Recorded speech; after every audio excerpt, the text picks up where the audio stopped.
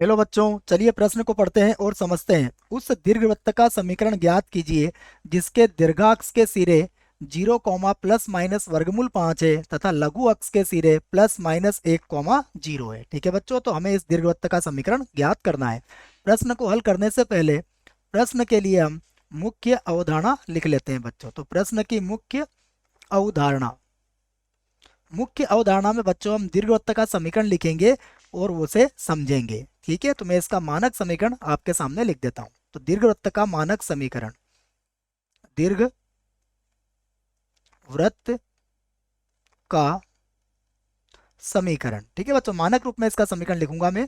यह होता है एक्स की घात 2 बटा ए की घात 2 प्लस वाई की घात 2 बटा बी की घात 2 बराबर 1। ठीक है बच्चों, तो यहाँ पर हम ए का मान छोटा होगा बी से। ठीक है बच्चों, तो ए का मान बड़ा भी हो सकता है और छोटा भी हो सकता है, तो यहाँ पर हमने ए का मान छोटा लिया है बच्चों बी से। ठीक है, अब देखिए बच्चों, अगर इस प्रकार का दीर्घवृत्त होता है तो इसका हम एक कच्चा चित्र यहाँ पर बना सकते हैं। देखो, यह दीर्घवृत्त कुछ इस प्रकार का होगा बच्चों। ठीक है, तो देखो यहाँ पर यह हमने एक दीर्घवृत्त का प्रारूप बना लिया है बच्चों। अब देखिए यहाँ पर बच्चों, यह इसके लघु अक्ष के सिरे कहलाएंगे और यह इसके दीर्घ अक्ष के सिरे कहलाएंगे बच्चों। तो इस दीर्घवृत्त में इसका यह सिरा होता है ए कॉमा जीरो और यह सिरा होगा बच्चों माइनस का ए कॉमा जीरो। ठीक है, और यह सिरा होगा बच्चों जीरो कॉमा बी और दूसरा सिरा होता है इसका जीरो कॉमा माइनस बी। ठीक है बच्चों, तो यहाँ पर हम कह सकते हैं कि इसके दीर्घाक्ष के जो सिरे होंगे वह क्या होंगे। मैं लिख भी देता हूं उसे।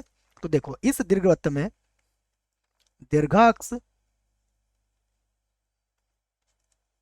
के सिरे के सिरे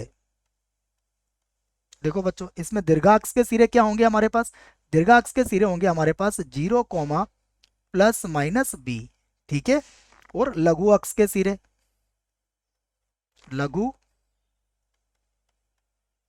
अक्ष के सिरे, लघु अक्ष के जो सिरे होंगे, देखो आप इस चित्र से आप समझ सकते हो, इसके होंगे प्लस माइनस ए और कॉमा आ जाएगा बच्चों जीरो। ठीक है, तो देखो बच्चों, यहाँ पर हमें क्या दिया हुआ है, हमें दीर्घ अक्ष के सिरे भी दी हुई है और लघु अक्ष के सिरे भी दिए हुए हैं। ठीक है, तो अब इसी प्रश्न को हम आगे बढ़ाते हैं। देखो, तो अब देखो क्या दिया है हमें, दिया है। देखो बच्चों, हमें दिया हुआ है सबसे पहले दीर्घा अक्ष के सिरे। ठीक है, तो मैं लिख लेता हूं इसको। हमें दिया हुआ है दीर्घाक्ष, दीर्घाक्ष के सिरे, और ये दिए हुए हैं जीरो कॉमा प्लस माइनस वर्गमूल में 5 है बच्चों, वर्गमूल में आ जाएगा 5। ठीक है, उसके बाद लघु अक्ष के सिरे, तो लघु अक्ष के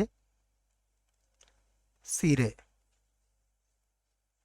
देखो ये क्या दिए हुए हैं हमें, ये दिए हुए हैं, वो देख लेते हैं, plus minus 1 comma zero, plus minus 1 और कॉमा जीरो। ठीक है बच्चों, ये हमें दिया हुआ है। अब हम दीर्घवृत्त का समीकरण मान लेते हैं। तो लिखा हमने, माना, माना दीर्घवृत्त का समीकरण।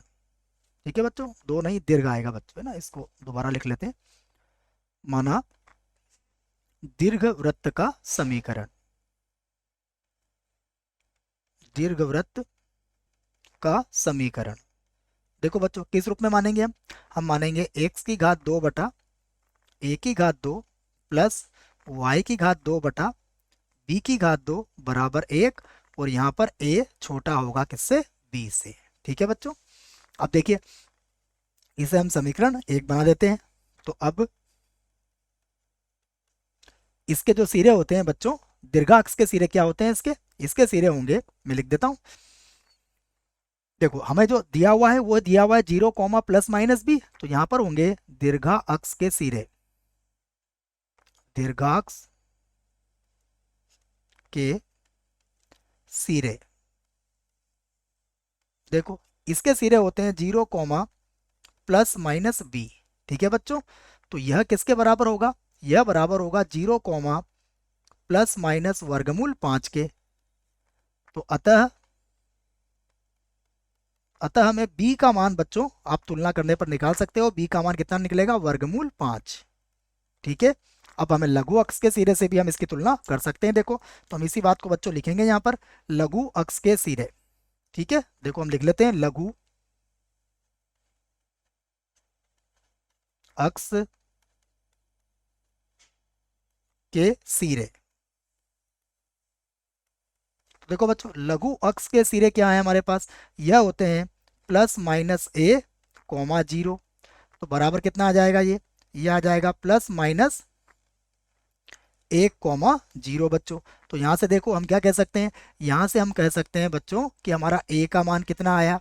ए का मान आ गया बच्चों 1। तो अब आप लिख सकते हो बच्चों दीर्घवृत्त का समीकरण। अतः दीर्घवृत्त का समीकरण, दीर्घ वृत्त का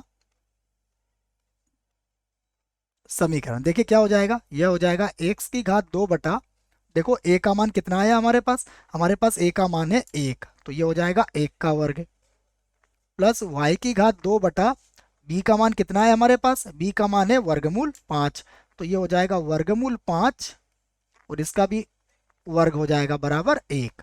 तो इसी बात को देखो बच्चों हम ऐसा भी लिख सकते हैं, ये हो जाएगा x की घात 2 प्लस y की घात 2 बटा 5 और बराबर हो जाएगा 1। तो यही हमारे प्रश्न का उत्तर होगा बच्चों। आशा करता हूँ आपको इस प्रश्न का उत्तर समझ में आया होगा। धन्यवाद।